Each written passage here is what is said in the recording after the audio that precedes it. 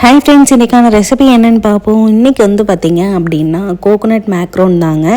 So நம்ம பேக்கரிலேயோ இல்லை sweet ஸ்டால்லையோ தேங்காயில் இந்த மாதிரி ஒரு பிஸ்கெட் மாதிரி மேக்ரோன் மாதிரி நம்ம சாப்பிட்ருப்போம். ஸோ கண்டிப்பாக எல்லாத்துக்கும் ஞாபகம் இருக்கும். நான் இப்போவுமே இதுக்கு கொஞ்சம் நம்ம ஃபேன்ஸ் இருப்பாங்க தான்.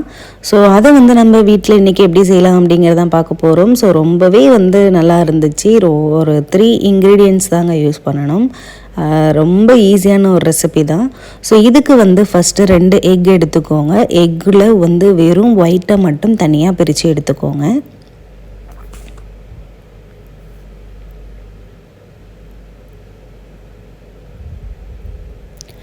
இந்த மாதிரி எக் ஒயிட்டை மட்டும் பிரித்து எடுத்ததுக்கப்புறம் இதை ஒரு பீட்டர் வச்சு நல்லா ஒரு 8 நிமிஷத்துக்கிட்ட ஒரு ஃப்ளஃபியான ஒரு இதுக்கு நமக்கு கிடைக்கணும்.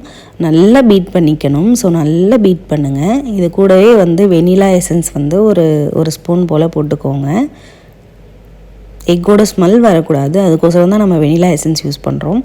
ஸோ அதை போட்டுட்டு நல்லா பீட் பண்ணுங்கள்.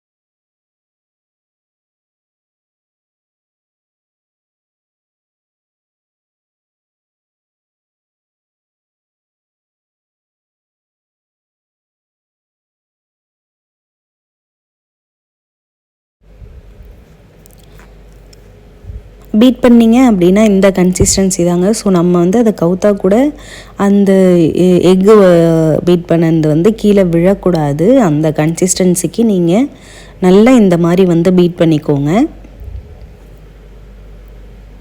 பீட் பண்ணிவிட்டு இன்னொரு இதை எடுத்துக்கோங்க. அதில் கொஞ்சோண்டு பட்டர் இருந்தால் சேர்த்துக்கோங்க, இல்லைனாலும் ஆப்ஷனல் தான்.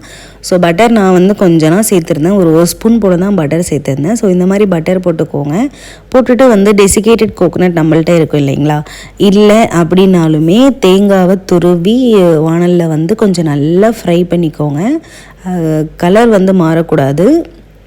அந்த மாதிரி கலர் இதாகவும் கருகவும் கூடாது. ஸோ அந்த மாதிரி நீங்கள் பதத்துக்கு வறுத்து எடுத்துக்கிட்டிங்க அப்படின்னா அதுதான் டெசிகேட்டட் கோகோனட். இல்லை அப்படின்னா டெசிகேட்டட் கோகோனட் உங்கள்கிட்ட இருந்துச்சுனாலும் யூஸ் பண்ணிக்கோங்க. அது கூட இந்த மாதிரி கண்டென்ஸ்டு மில்க் சேர்த்துக்கோங்க.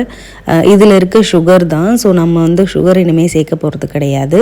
ஸோ எந்த அளவுக்கு உங்களுக்கு இனிப்பு வேணுமோ நீங்கள் அந்த அளவுக்கு கண்டென்ஸ்டு மில்கை சேர்த்துக்கோங்க. அப்படி கண்டென்ஸ்டு மில்க் இல்லை அப்படின்னா சுகரை பொடி பண்ணி நம்ம எக் பீட் பண்ணோம் இல்லைங்களா, அந்த எக் ஒயிட்டு அது கூடயே நீங்கள் அந்த சுகரையும் போட்டு நல்லா பீட் பண்ணிக்கோங்க. அதுக்கப்புறம் வெறும் டெசிகேட்டட் கோகோனட்டை மட்டும் நீங்கள் சேர்த்தா போதும். அதுக்கப்புறம் இந்த எக் ஒயிட்லேயும் எடுத்து கலந்துக்கோங்க. நல்ல ஒரு மிக்ஸ் கொடுத்துருங்க.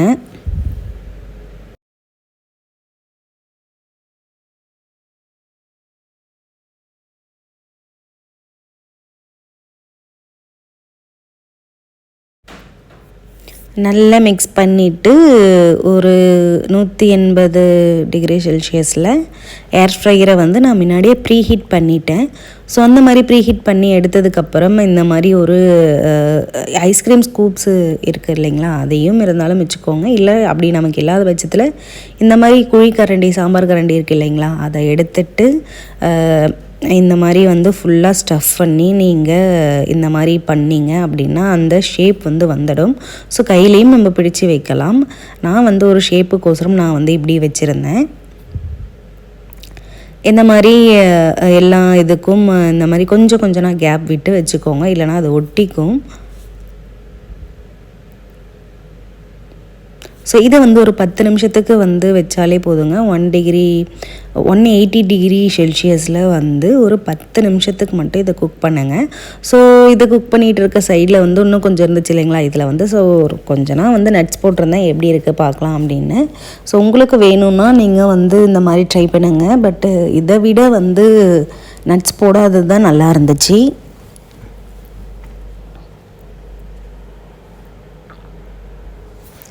ஸோ வந்து 10 நிமிஷத்துக்கு அப்புறம் எடுத்து பார்த்தீங்க அப்படின்னா ரொம்பவே நல்லா இருந்துச்சுங்க. அது வேகக்குள்ளே வாசனை வந்து வந்துச்சு.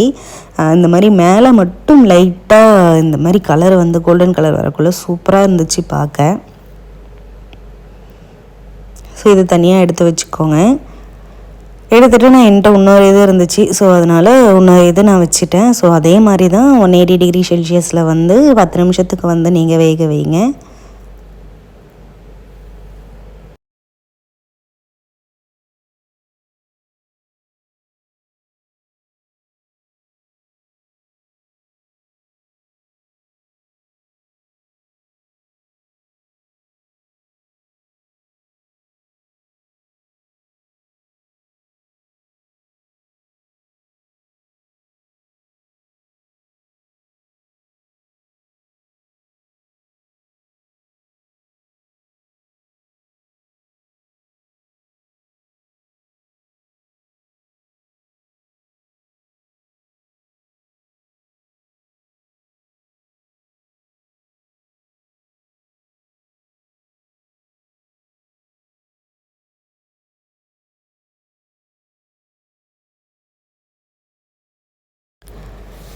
நெக்ஸ்ட் பேட்ச் வந்து நம்ம அந்த நட்ஸ் போட்டு வச்சுருந்தோம் இல்லைங்களா, அதுவும் வந்து ரெடி ஆகிடுச்சு. ஸோ இதுக்கப்புறம் வந்து நம்ம பிளேட்டிங் தாங்க பண்ண போகிறோம். ரொம்பவே வந்து சாஃப்டாக இருந்துச்சு. ஸோ கண்டிப்பாக நீங்கள் இதை வந்து வீட்டில் ட்ரை பண்ணி பாருங்கள். வீட்டில் இருக்க எல்லாத்துக்கும் செஞ்சு கொடுத்து பாருங்கள். ஸோ நம்ம கடைகளில் கூட ஹார்டாக சாப்பிட்ருப்போம். இது வந்து ரொம்பவே ஈஸியாக இருந்துச்சு. அண்ட் 10 நிமிஷத்துக்குள்ளே இந்த ரெசிபி வந்து முடிஞ்சிருங்க. ஸோ கண்டிப்பாக நீங்களும் ட்ரை பண்ணி பாருங்கள். ட்ரை பண்ணி பார்த்துட்டு கமெண்ட் பண்ணுங்கள் நீங்கள் பண்ணது எப்படி இருந்துச்சு அப்படிங்கிறது. தேங்க்யூ ஃபார் வாட்சிங்.